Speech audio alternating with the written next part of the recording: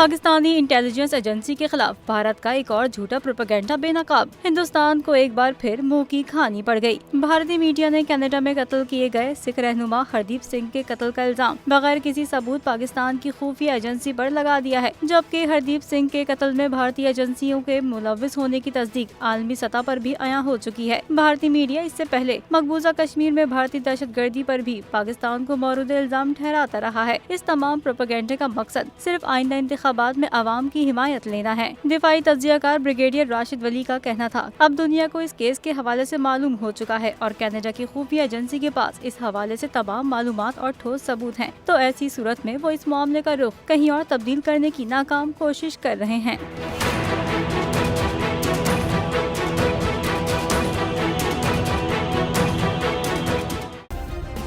Subscribe کریں اور بیل دبائیں تاکہ کوئی خبر رہ نہ جائے۔